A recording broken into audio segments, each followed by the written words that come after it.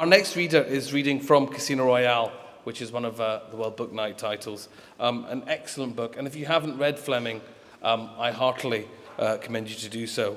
Absolutely cracking thrillers. David Nicholls had a book on the World Book Night list in 2011, and One Day is the sort of book people walk around carrying and evangelically ask people, the few people who haven't read it, to read it again.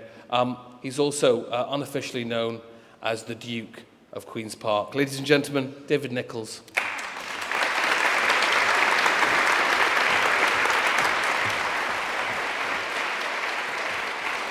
Hello. There's a terrible day in every young man's life when he realizes that he'll never get to play James Bond. And tonight is the nearest I'll ever get. I have a license to read.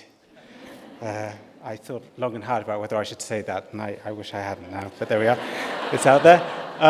As an adolescent boy, of course, I watched the films, and I loved the films, until one very specific moment, which is the moment in Moonraker, where Roger Moore's gondola turns into a hovercraft and a pigeon does a double take. And I remember then slightly falling out of love with the films, but thankfully there are the books.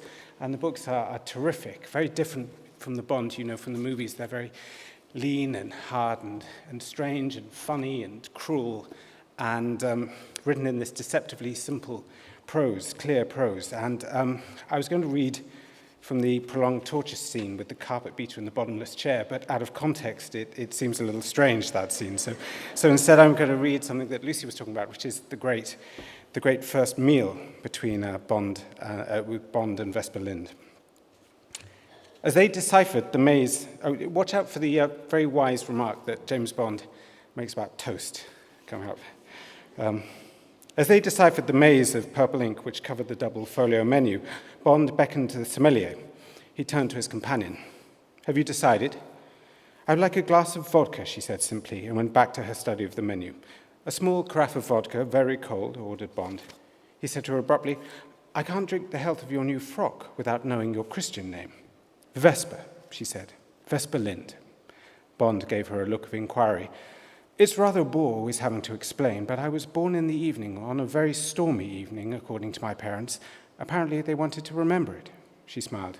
"Some people like it, others don't. I'm just used to it." "I think it's a fine name," said Bond. An idea struck him. "Can I borrow it?" He explained about the special martini he had invented and his search for a name for it. "The Vesper," he said. "It sounds perfect, and it's very appropriate to the violet hour when my cocktail will now be drunk all over the world. Can I have it?" "So long as I can try one first," she promised. "It sounds a drink to be proud of." "We'll have one together when this is all finished," said Bond. "Win or lose. And now, have you decided what you would like to have for dinner? Please, be expensive, or you'll let down that beautiful frock." "I'd made two choices," she laughed, "and either would have been delicious, but behaving like a millionaire occasionally is a wonderful treat, and if you're sure, well, I'd like to start with the caviar, and then have a plain grilled rognon de veau with pomme soufflé, and then I'd like to have a fraise de bois with lots of cream. Is it very shameless to be so certain and so expensive?" She smiled at him inquiringly. "It's a virtue, and anyway, it's only a good, plain, wholesome meal." He turned to the maitre d'hotel. "And bring plenty of toast." "The trouble always is," he explained to Vesper, "not how to get enough caviar, but how to get enough toast. Now," he turned back to the menu, "I myself will accompany Mademoiselle with the caviar, but then I would like a very small tornados, underdone with sauce béarnaise, and a coeur d'artichaut. While Mademoiselle is enjoying the strawberries, I will have half an avocado pear with a little French dressing. Do you approve?" The maitre d'hotel bowed. You may have noticed I'm not a natural French speaker, by the way. "My compliments, Mademoiselle and Monsieur. Monsieur Georges," he turned to the sommelier and repeated the two dinners for his benefit. "Parfait," said the sommelier, proffering the leather-bound wine list. "If you agree," said Bond, "I would prefer to drink champagne with you tonight. It is a cheerful wine, and it suits the occasion, I hope." "Yes, I would like champagne," she said. With his finger on the page, Bond turned to the sommelier. "The Taittinger 45? "A fine wine, monsieur," said the sommelier. "But if monsieur will permit," he pointed with his pencil, "the Blanc de Blanc Brut 1943 of the same mark is without equal." Bond smiled. "So be it," he said. That is not a well-known brand, Bond explained to his companion, but it is probably the finest champagne in the world. He grinned suddenly at the touch of pretension in his remark. You must forgive me, he said.